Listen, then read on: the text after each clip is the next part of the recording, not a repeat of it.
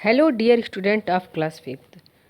बच्चों, आज हम हिंदी व्याकरण के अंतर्गत शब्द रचना पाठ का अध्ययन करेंगे, जिसमें बच्चों हम यह जानेंगे कि शब्दों की रचना की किस प्रकार की जाती है और उनके कितने भाग होते हैं और उनका प्रयोग किस प्रकार होता है।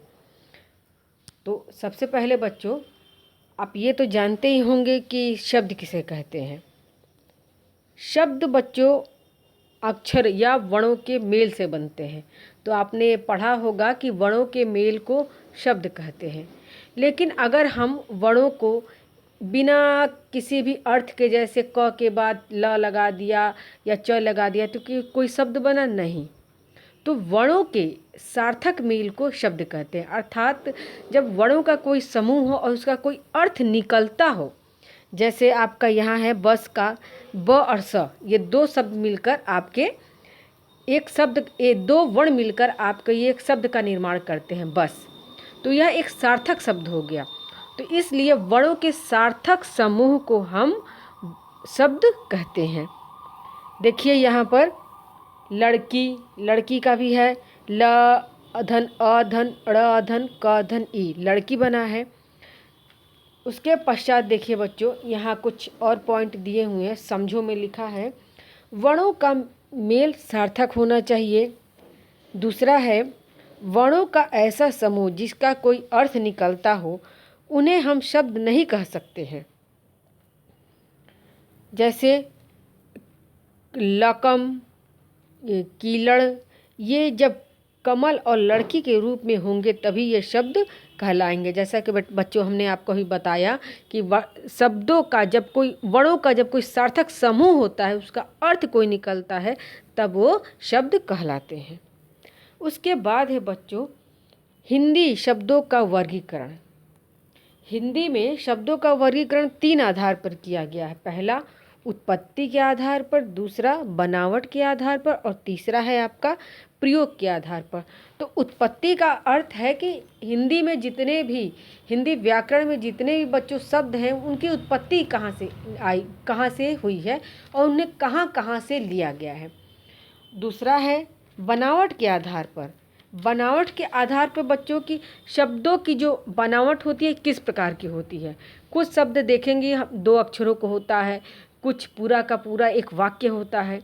तो इसका अध्ययन हम बनावट के आधार पर करेंगे। और तीसरा है प्रयोग के आधार पर। प्रयोग के आधार पर बच्चों, जैसे हमारे हिंदी में जितने भी शब्द हैं उनका प्रयोग हम किस आधार पर लेते हैं। कुछ शब्दों का प्रयोग बच्चों हम संज्ञा के रूप में करते हैं, कुछ का सर्वनाम और कुछ का क्रिया के रूप में। तो शब्दों का प्रयोग हम किन किन रूपों में करते हैं उसका अध्ययन हम करेंगे। तो चलिए पहले हम पढ़ते हैं। उत्पत्ति के आधार पर शब्द 4 प्रकार के होते हैं। पहला होता है बच्चों तत्सम शब्द। तत्सम शब्द किसे कहते हैं? तत्सम बच्चों वे शब्द होते हैं जो संस्कृत भाषा से लिए गए रहते हैं और वो जैसे संस्कृत में लिखे जाते हैं उसी रूप में हिंदी में भी लिखे जाते हैं। जैसा कि आप लोग संस्कृत पढ़ते होंगे तो देखना कहीं गृह भी आता है। हिंदी में भी हम गृह लिखते हैं और संस्कृत में भी गृह लिखते हैं। बालक आ जाता है आपका, बालक भी हम संस्कृत में भी लिखते हैं और हिंदी में भी लिखते हैं। अर्थात वे संस्कृत शब्द जो हिंदी में भी उसी रूप में लिखे जाते हैं और संस्कृत में भी लिखे जाते हैं, उन्हें हम कहते हैं तत्सम शब्द। दूसरा है तद्भव शब्द। तद्भव शब्द क्या होते हैं? देखो, संस्कृत भाषा के जिन शब्दों के रूप में कुछ परिवर्तन करके उनका हिंदी में प्रयोग किया जा रहा है, उन्हें तद्भव शब्द कहते हैं। जैसे बच्चों हमने जैसे हिंदी में कुछ शब्द हैं, सांप हुआ, रात हुआ, सूरज हुआ, उनको हम जैसे सांप को हम सर्प भी कहते हैं, रात को रात्रि भी कहते हैं, या सूरज को सूर्य भी कहते हैं। तो हम इन शब्दों को बेटा इस रूप में भी बुलाते हैं और संस्कृत में भी उसी रूप में बुलाते हैं। जैसे सूर्य हिंदी में भी सूर्य कहते हैं और सूरज भी कहते हैं। अर्थात ऐसे संस्कृत शब्द जिनका रूप बदल कर, अर्थ वही रहता है, बस उसका रूप बदल कर हम उसको हिंदी में लिखते हैं, उसे कहते हैं तद्भव शब्द। तीसरा है देशज शब्द। देशज शब्द क्या होते हैं? देखो, देशज का अर्थात होता है देश में उत्पन्न भाषा। जैसा कि बच्चों जानते ही हमारे देश में बहुत सारे राज्य हैं और जितने राज्य हैं वहाँ की बोलियाँ भी अलग अलग हैं और वहाँ के शब्द भी अलग अलग हैं। तो हर एक राज्य के बोलियों से जो शब्द हमने हिंदी में लिए हैं उन्हें कहते हैं देशज शब्द। देखिए, देशज अर्थात देश में उत्पन्न, ये शब्द भारत के विभिन्न क्षेत्रों की बोलियों से हिंदी में आए हैं। जैसे बच्चों देखो, पगड़ी, खिड़की, जूता, पैसा आदि। और बच्चों एक और शब्द है, आप देखते होंगे इधर, वो होता है चारपाई। चारपाई को इधर क्या बोलते हैं लोग? खटिया। हिंदी में बच्चों उसको हम खटिया के रूप में भी उसको ग्रहण किए हैं। कभी कभी अगर हम बोली के रूप में लिखते हैं तो उसे खटिया लिखते हैं, और लेकिन हर जगह खटिया शब्द का प्रयोग नहीं होता, चारपाई का होता है। अब जैसे पगड़ी हुआ, पगड़ी भी हमारी बोली से है। कहीं देखिएगा, अभी आप महाराष्ट्र आगे चले जाइएगा, पंजाब में, तो उसको साफा कहा जाता है। अर्थात यानी जितने राज्य हैं उतनी बोलियां हैं और हर एक राज्य से हमने कुछ कुछ बोलियों के शब्द भी हिंदी में लिए हैं।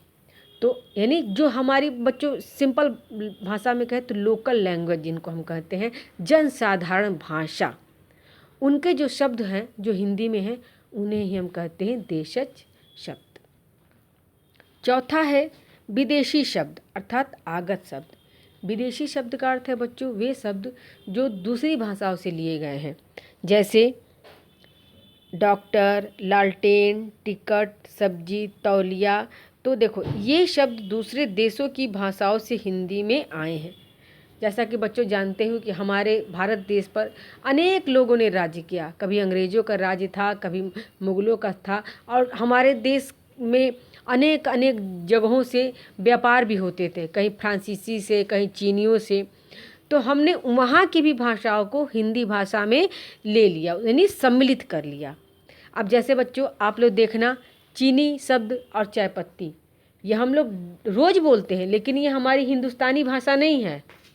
चीनी शब्द और चाय पत्ती हमारी चीनी भाषा है, ये चीन से लिया गया है, चीनी चाय पत्ती। और आप देखिए डॉक्टर, डॉक्टर क्या है? ये अंग्रेजी का शब्द है। लालटेन भी, टिकट भी। और सब्जी क्या है? सब्जी बच्चों हमारा उर्दू शब्द है।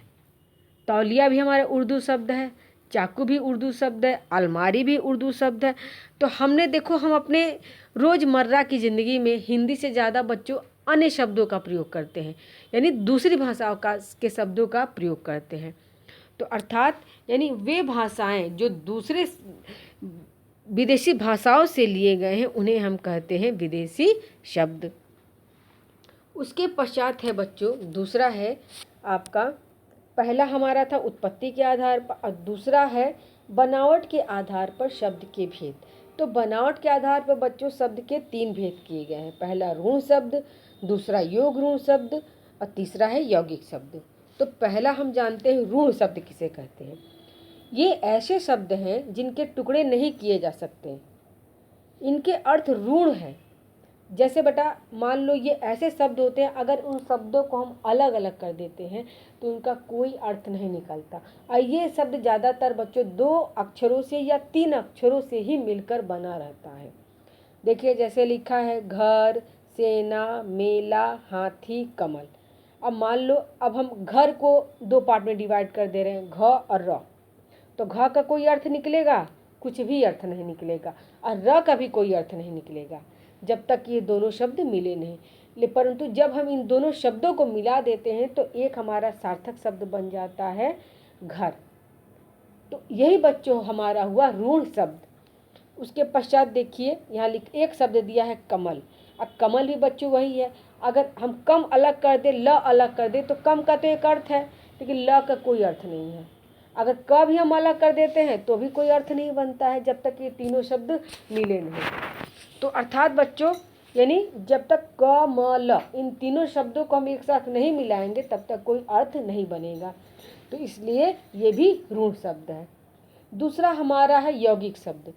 यौगिक का अर्थ होता है मिलकर बनना, यानी देखो योग धन एक। यौगिक का अर्थ होता है योग धन एक, यानी जोड़ कर बनना।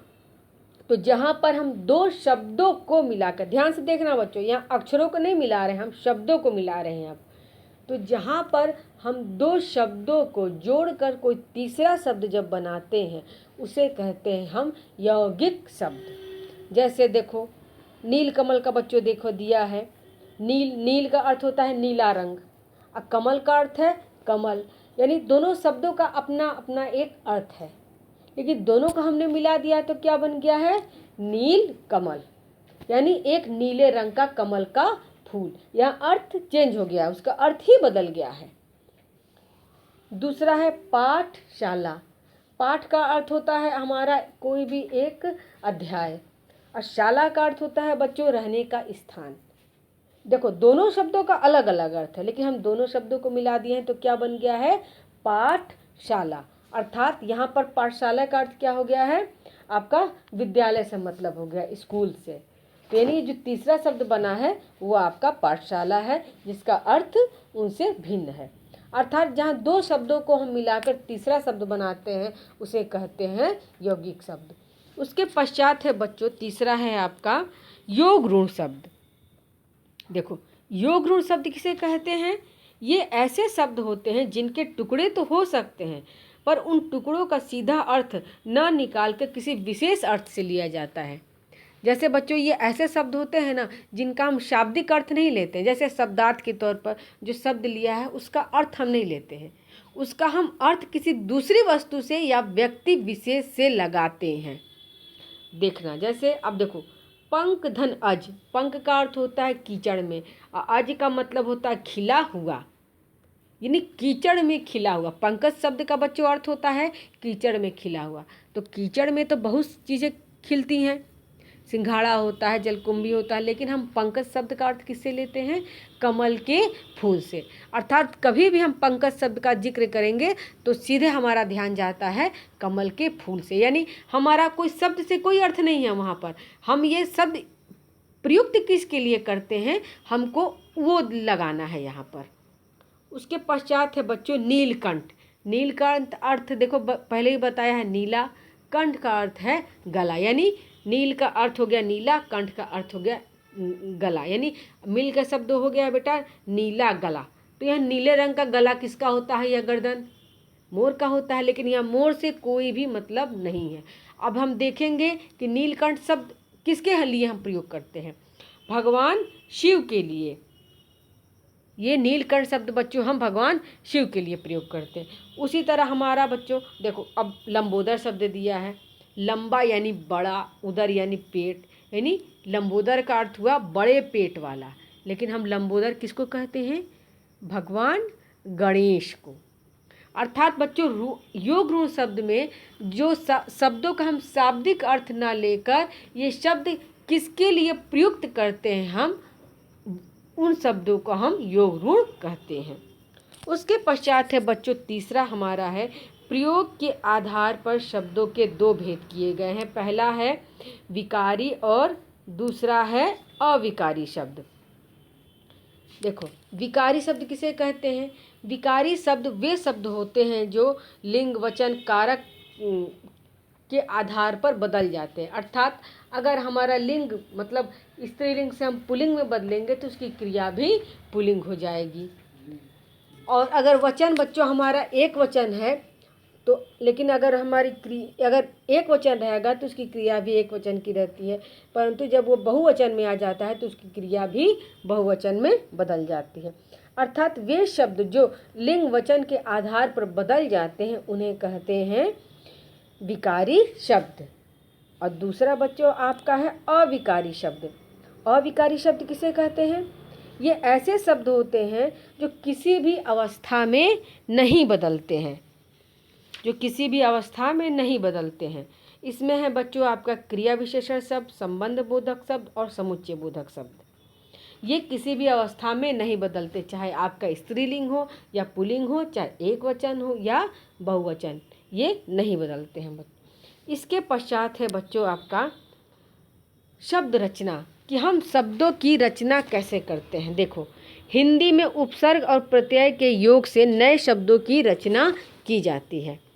देखो बच्चों अब ये देखो आपके लिए नया है, उपसर्ग बच्चों उन शब्दों को कहते हैं, उन अक्षरों को कहते हैं, अक्षर हम मान लेते हैं जो किसी भी शब्द के आगे लग जाएंगे तो उसका अर्थ परिवर्तित हो जाता है, अर्थात बदल जाता है।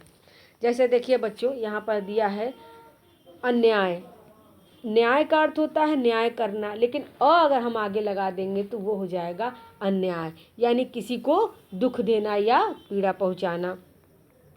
उसके बाद है देखो पुत्र, पुत्र यानी आपका बेटा होता है, सु यानी अच्छा होता है, लेकिन अगर दोनों को हम मिला दें तो क्या बन जाएगा, सुपुत्र यानी अच्छा बेटा।